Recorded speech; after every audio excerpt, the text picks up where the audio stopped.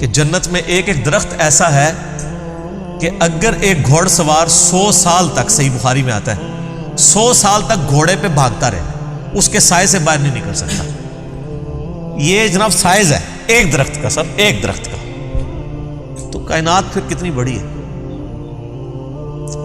بخاری مسلم میں آتا ہے جو سب سے آخر میں جنت میں جائے گا نا دوزخ سے نکال کے، وہ سب سے ادنا درجے کا جنتی ہوگا، لاکھوں کروڑوں سال دوزخ میں جلے گا، جب اس کے سارے گناہ دھل جائیں گے دوزخ کے عذاب کے عوض، اور بس اس کے پلے صرف یہ نیکی ہوگی کہ اس نے زندگی میں ایک دفعہ لا الہ الا اللہ کہا ہوگا،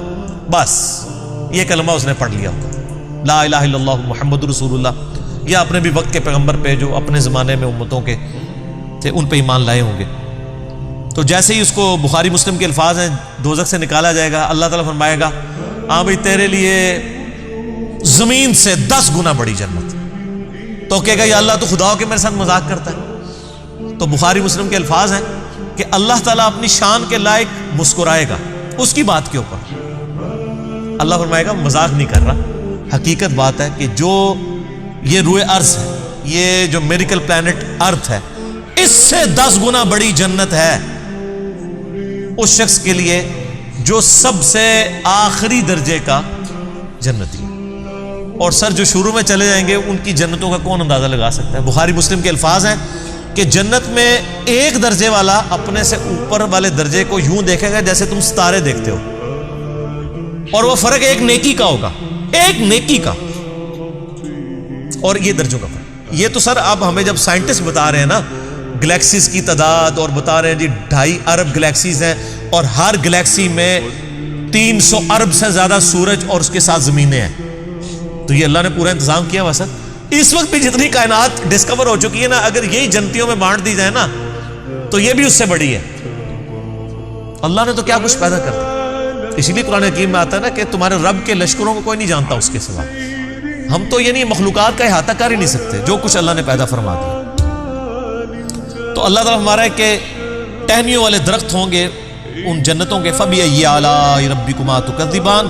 فِيهِمَا عَيْنَانِ تَجْرِيَانِ، ان باغوں میں 2 چشمے جاری ہوں گے، فَبِأَيِّ آلَاءِ رَبِّكُمَا تُكَذِّبَانِ فِيهِمَا مِن كُلِّ فَاكِهَةٍ زَوْجَانِ، اور ان باغوں میں ہر طرح کے میووں کی بھی 2 قسمیں ہوں گی، ہر میوے کی 2 قسمیں ہوں گی۔ اللہ اکبر۔ فَبِأَيِّ آلَاءِ رَبِّكُمَا تُكَذِّبَانِ متقین علی فرش بطائنها من استبرق، جو جنتی ہیں وہ تکیہ لگائے بیٹھے ہوں گے بستروں پر جن کے استر جو ہیں وہ گاڑے ریشم کے ہوں گے، وجن الجنتین دان، اور دونوں باغوں کا پھل نیچا جھکا ہوگا۔ یہ نہیں ہے کہ جناب آپ وہ درخت اتنے بڑے بڑے ہیں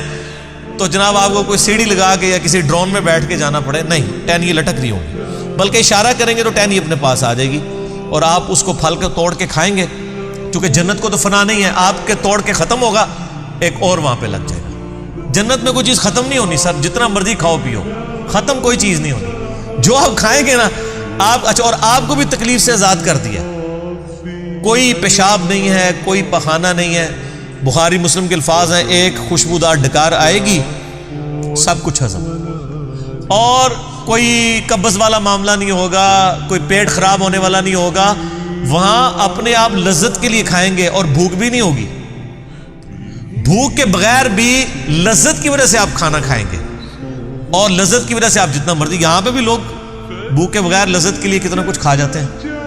کہتے ہیں میں تو ہنے کھانا کھا کے آیا تو رکھو تو پھر 2 پلیٹیں کھا جاتے ہیں، ٹھیک، ادھر بھی اتنے لوگ موجود ہیں، بعض میں جو کچھ بھی بیچاروں کے ساتھ ہوتا رہے تو وہ ایک لادہ بات ہے، لیکن وہاں پہ یہ کچھ نہیں ہوگا۔ فَبِأَيِّ آلَاءِ رَبِّكُمَا تُكَذِّبَانِ فِيهِنَّ قَاصِرَاتُ الطَّرْفِ لَمْ يَطْمِثُهُنَّ إِنسٌ قَبْلَهُمْ وَلَا جَانٌ، ان جنتوں میں نیچی نگاہوں والی حوریں ہوں گی جن کو نہ کسی انسان نے چھوا ہوگا نہ کسی جن نے اس سے قبل۔ اچھا، ان آیات سے اب یہ بھی پتہ چل گیا کہ جنوں کے لیے بھی ایک جنت ہے اور انسانوں کے لیے بھی جنت ہے۔ جنوں کے لیے ظاہر ہے ان کی ریکوائرمنٹس اپنی ہیں، آپ کو پتہ ہے، صحیح بخاری میں آتا ہے، صحیح مسلم کے اندر کہ نبی علیہ السلام نے منع کیا ہے کہ آپ گوبر یا ہڈی کے ساتھ استنجا نہ کریں، کیونکہ جنوں کی خوراک ہے اس کے اندر۔ ہماری خوراک تو گوبر یا ہڈی کے اندر نہیں اللہ نے رکھی ہوئی ہے، تو جنوں کی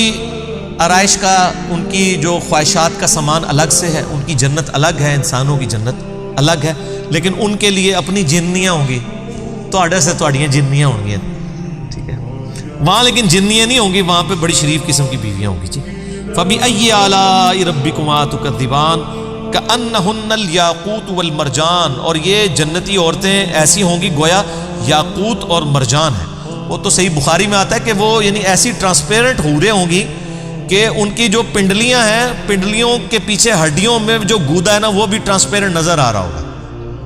یہاں پہ تو خیر ان چیزوں میں شاید کوئی اتنی اٹریکشن نہ ہو کہ کوئی شیشے کی کوئی حور بن کے سامنے آ جائے، وہاں کی ریکوائرمنٹس ڈیفرنٹ ہیں، وہاں کے لیے وہاں جا کے پتہ چلے گا۔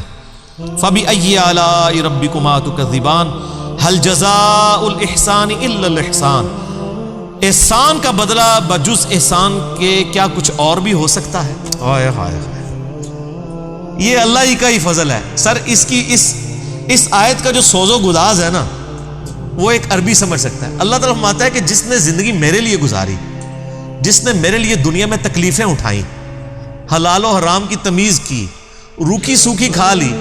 میری وجہ سے اسے دنیا میں نمازوں کی مشقت اٹھانی پڑی، روزوں کی مشقت اٹھانی پڑی، جس نے اتنا احسان کیا ہے، اللہ پہ تو نہیں کیا لیکن اللہ تعالیٰ قدردان ہے۔ اللہ فرماتا ہے جس نے اس طرح کا احسان کیا ہو تو کیا اس کا بدلہ میری طرف سے احسان کے علاوہ کچھ اور ہو سکتا ہے کہ میں بھی اس کے ساتھ ویسے ہی احسان کروں؟ حالانکہ ہم نے اللہ پہ نہیں احسان کیا ہوا، لیکن یہ اللہ تعالیٰ کی قدر شناسی ہے کہ وہ قدر کرتا ہے انسان،